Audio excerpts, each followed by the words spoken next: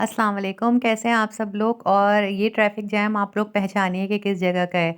जब तक आपको हम यहाँ का और भी इलाका दिखाते हैं कि ताकि आपको आसानी हो। हमारा आज जो सफ़र था वो ग्रीन लाइन का था और ये धूप जो है जो हमें अपने घर में देखने को नहीं मिलती है, आज वो धूप हमने यहाँ देखी। और इसके अलावा ये कि ये थैंक्स फॉर ग्रीन लाइन के इससे सफ़र बहुत आसान हो गए हैं। और जिस तरह हर स्टॉप पे खड़े होते हैं स्टॉल्स लेके, इस तरह यहाँ पे ये हमारे पसंदीदा समोसों का स्टॉल खड़ा हुआ था, तो हमने ये लिया। और मकई वाला जो है वो हमसे यही कह रहे थे कि बाजी ये भी ले लें, मगर मकई का कोई मूड नहीं था।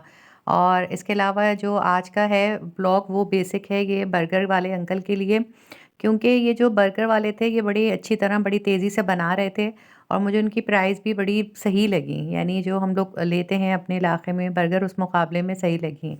और इसकी स्पेशलिटी ये है कि ये है अंडे वाला बर्गर, यानी जो सब लोगों को बड़ा फ़ेवरेट होता है अंडे वाला बर्गर। इनका ये था कि हमने इनसे पूछा तो इन्होंने हमें बताया कि सिंगल सर्विंग में जो होगा वो उसके अगर आप लेंगे तो उसके प्राइस हैं 60 रुपीज़ बताए थे, जो बहुत कन्वीनिएंट लग रहे थे। और उसके अलावा उन्होंने अंडे वाला बोला कि अगर स्पेशल बनवाएँगे तो वो 100 रुपीज़ का है। और इनका जो साइज़ देख के वो भी लगा कि सही है। हम पहली दफ़ा ले रहे थे तो हमने उनसे अंडे वाले ही बर्गर की बात करी। तो उन्होंने ये जो बना रहे थे ये मुझे इनका बड़ा अच्छा लगा मेजरमेंट, कि इन्होंने ये एक ही अपने हाथ के साइज़ के एक छोटे-छोटे दाल के कबाब थे वो बना के रखे हुए थे। और एक अंडा इन्होंने करा जिसमें से इन्होंने ये 4 कबाब बनाए थे। तो उसका अंदाज़ ये था कि ये इसी तरह ये एक अंदाज़ से अंडा डाल रहे थे और उसके बाद जो उन्होंने गोले-गोले बना के रखे हुए थे कबाबों के वो रख रहे थे इसके ऊपर। और मैं अंदाज़ा ये लगा रही थी पैसों का कि भई इनका जो अगर एवरेज है कि अगर 100 रुपीज़ का बर्गर है, तो उसमें ये बेचारे जो हैं इनका अच्छी तरह यानी जायज़ करके दे रहे हैं ये। क्योंकि सामने ही बन रहे हैं तो आपको ये भी है कि भई हाँ, सामने बन रहे हैं तो इसमें प्याज़ भी डाली उन्होंने, चटनी है। और ये जो कबाब का मैं आपको बता रही हूँ तरीक़ेकार इनका ये भी है। और ये बड़ा अच्छा लग रहा था कि बिल्कुल एक ही साइज़ के कबाब और एक ही साइज़ का अंडा डाल रहे थे, इनका अंदाज़ बड़ा परफ़ेक्ट था। तो ये हमें मालूम नहीं था, वरना हम तो सिंगल सर्विंग करवाते कि अगर उसमें कबाब में भी अंडा ऐड कर रहे थे तो फिर क्या ज़रूरत है अलग से अंडा डलवाने की। मगर ये चलें अच्छा रहा ये एक्सपीरियंस भी। तो आप समझें जो एक बन में ये पूरा एक ही अंडा डाल रहे थे, इसी तरह के इन्होंने एक अंडा फेंटते थे, वो लगाते थे और फिर दूसरा अंडा डालते थे। तो बिल्कुल हर कबाब में खाने में भी एक जैसी ही सर्विंग आई और एक जैसी।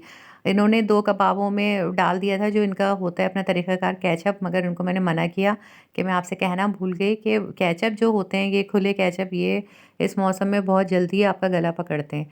तो इस वजह से ये था, उन्होंने कहा मैं हटा दूँ? मैंने कहा नहीं रहने दें, वो कबाब फिर उनके बन ज़ाया होंगे। तो वो उन्होंने इस तरह के जो अंदाज़ा लगा रही थी कि भई आजकल अंडे का जो रेट चल रहा है वो 35 रुपीज़ है। तो उस लिहाज़ से समझें अगर 100 रुपीज़ का ये बन कबाब भी दे रहे हैं तो उसमें ये जो भी है दाल का बैटर भी डाल रहे हैं, उसमें भी अंडा मिला रहे हैं और अलग से भी एक पूरा डाल रहे हैं।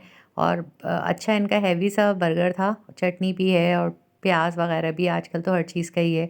तो इनके बर्गर जो हैं वो बर्गर लेने के बाद हमें आज अपने पुराने इलाके में आए हुए थे, तो हमें अपनी बहन को सरप्राइज़ देना था जाके।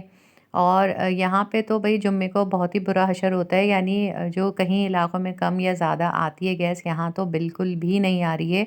और हम लोगों के भी जुम्मे को और इतवार को ये परेशानी हो रही है, मगर इनके यहाँ तो काफ़ी टाइम हो गया है कि ये हो गया है कि किसी वक़्त अपनी मर्ज़ी से आ जाती है गैस और वरना ज़्यादातर इनके यहाँ गैस नहीं होती है। तो हम जब उनको सरप्राइज़ दे रहे चाह रहे थे तो हमने ये बर्गर लिए कि कहीं ऐसा ना हो कि वो सरप्राइज़ इनके लिए शॉक बन जाए। तो ये बर्गर लिए हमने और इस तरह थोड़ा ये सोचा कि भई ज़रा पैदल ही चल के जाएँगे, अपने पुराने मोहल्ले का भी देखेंगे। तो चेंजिंग्स तो बहुत आ गई हैं, काफ़ी नई इमारतें बन गई हैं, सब कुछ है। मगर हमने उनको सरप्राइज़ दिया और हमारे सरप्राइज़ से वही बात है कि वो थोड़ा शॉक भी हुई और सरप्राइज़ भी हुई। तो उन्होंने हमारे लिए चाय मँगाए और बिस्किट थे। उसके अलावा उनके जो फिंचेज़ हैं ये हमने देखे, इनकी आवाज़ मुझे बहुत अच्छी लगी, यानी सुकून वाली आवाज़ है, चुभने वाली नहीं है। तो इंशाल्लाह मैं भी लूँगी। और पॉपकॉर्न इतनी कम गैस में उन्होंने, जो उनके पास एक इलेक्ट्रिक सा चूल्हा था उसमें उन्होंने घर में हमारे लिए पॉपकॉर्न बनाई। और पॉपकॉर्न का ये हिसाब किताब है कि अगर पेट भरा हुआ भी हो तो आप खा लेते हैं, आपको अच्छा लगती है। तो ये सब करने के बाद हमने वापसी का सफ़र लिया। ये आपको साफ नज़र तो नहीं आ रहा, मगर ये हारून मार्केट है और इंशाल्लाह इसका किसी वक़्त विज़िट करेंगे। तो ये है, आप समझें दिन का आपने सफ़र देखा था हमारा जाने का, और ये हमारा वापसी का सफ़र है। और एक तरफ हारून का मार्केट है और दूसरी तरफ जो है ग्रीन लाइन का स्टॉप है सामने बिल्कुल इसके।